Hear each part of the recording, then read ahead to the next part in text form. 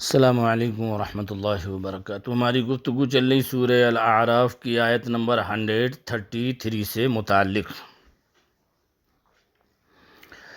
اللہ تبارک و تعالی نے ارشاد فرمایا، اعوذ باللہ من الشیطان الرجیم، بسم اللہ الرحمن الرحیم۔ فَأَرْسَلْنَا عَلَيْهِمُ الطُّوفَانَ وَالْجَرَادَ وَالْقُمَّلَ وَالضَّفَادِعَ وَالدَّمَ آیَاتٍ مُفَصَّلَاتٍ، تو بھیجا ہم نے ان پر طوفان۔ اب یہ قوم موسیٰ علیہ السلام نے قوم کے لیے بد دعا کی کہ جب برائی پہنچے تو موسیٰ اور اس کے ساتھیوں پر ڈال دیں، اور جب اچھائی پہنچے تو بولیں کہ اس کے ہم حقدار ہیں۔ اور وہ کسی صورت سے فما نحن لک بمؤمنین، جو آگے پچھلی آیت ہم نے سماعت کی کہ ہم کسی طرح تم پر ایمان لانے والے نہیں، تو حضرت موسیٰ علیہ السلام نے ان کے لیے ان کے حق میں بد دعا کی۔ تو جب بد دعا کی تو اس کا اثر یہ ہوا کہ جب تو بھیجا ہم نے ان پر طوفان اور ٹڈی اور گھن یا کلنی یا جوئیں، قملہ والضفادع اور مینڈک، والدم آیات مفصلات اور خون جدا جدا نشانیاں لے کر یہ ہم نے بھیجا۔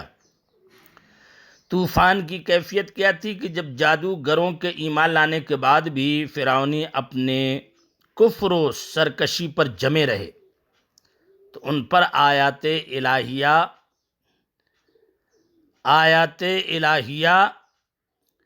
پہ آپے وارد ہونے لگیں، پے در پہ وارد ہونے لگیں، آیات الہیہ پے در پہ وارد ہونے لگیں، کیونکہ حضرت موسیٰ علیہ السلام نے دعا کی تھی کہ یا رب، فرعون زمین میں بہت سرکش ہو گیا اور اس کی قوم نے عہد شکنی کی، انہیں ایسے عذاب میں گرفتار کر جو ان کے لیے سزاوار ہو، اور میری قوم اور بعد والوں کے لیے عبرت۔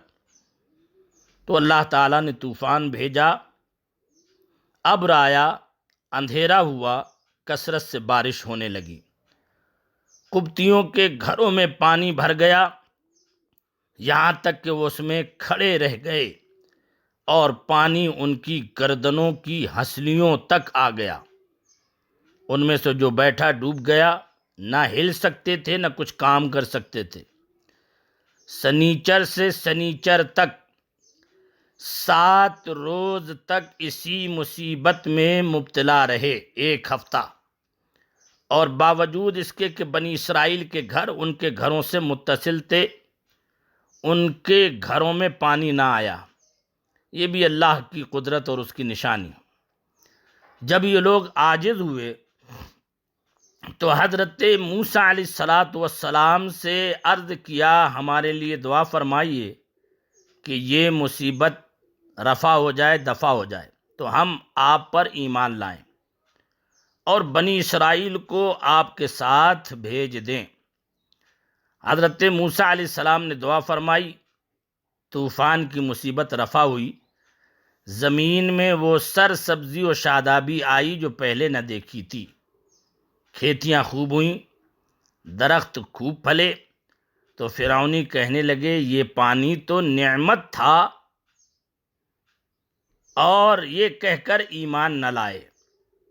1 مہینہ تو عافیت سے گزرا، پھر اللہ نے ٹڈی دل بھیجی، وہ کھیتیاں اور پھل، درختوں کے پتے، مکان کے دروازے، چھتیں، تختے، سامان، حتیٰ کہ لوہے کی کیلیں تک کھا گئیں، اور قبطیوں کے گھروں میں بھر گئیں اور بنی اسرائیل کے یہاں نہ گئیں۔ اب قبطیوں نے پریشان ہو کر پھر حضرت موسیٰ علیہ السلام سے دعا کی درخواست کی، ایمان لانے کا وعدہ کیا، اس پر عہد و پیمان کیا۔ 7 روز یعنی شنبہ سے شنبہ تک ٹڈی کی مصیبت میں مبتلا رہے، پھر حضرت موسیٰ علیہ السلام کی دعا سے نجات پائی۔ کھیتیاں اور پھل جو کچھ باقی رہ گئے تھے انہیں دیکھ کر کہنے لگے یہ ہمیں کافی ہے، ہم اپنا دین نہیں چھوڑتے۔ چنانچہ ایمان نہ لائے، عہد وفا نہ کیا، اور اپنے اعمال خبیثہ میں مبتلا ہو گئے۔ 1 مہینہ عافیت سے گزرا، پھر اللہ تعالیٰ نے قمل بھیجے، یعنی جوں یا گھن۔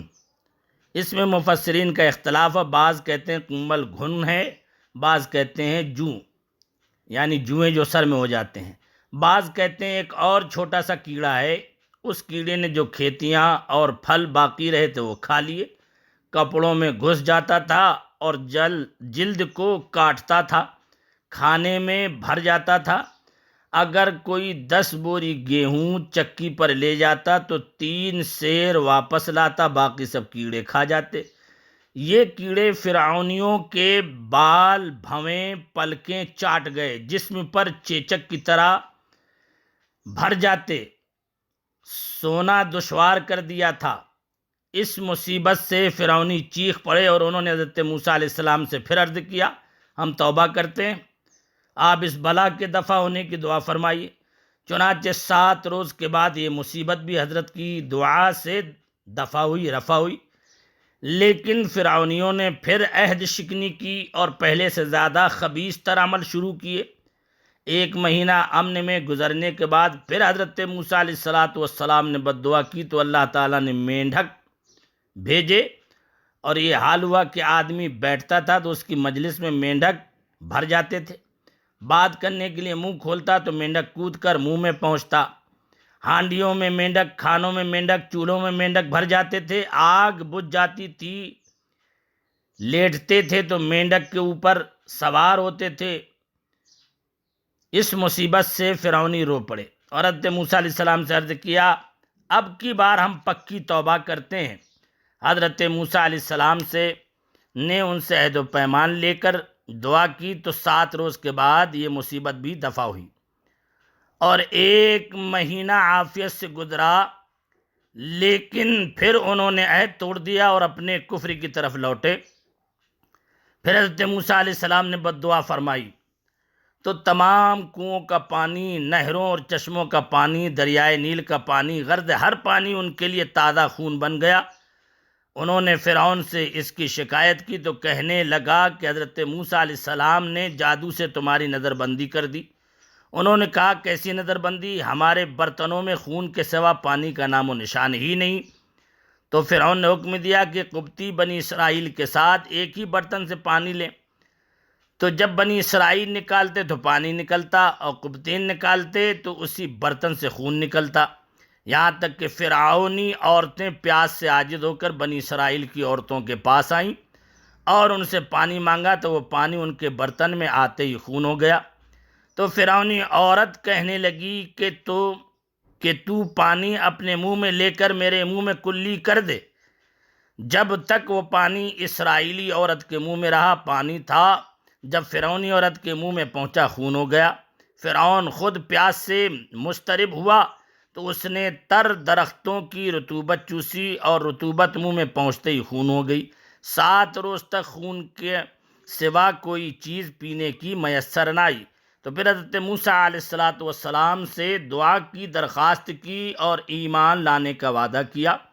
حضرت موسیٰ علیہ السلام نے دعا فرمائی، یہ مصیبت بھی رفع ہوئی مگر ایمان پھر بھی نہ لائے۔ اللہ تعالی ہمیں سبق حاصل کرنے کی توفیق عطا فرمائے۔ السلام علیکم ورحمۃ اللہ وبرکاتہ۔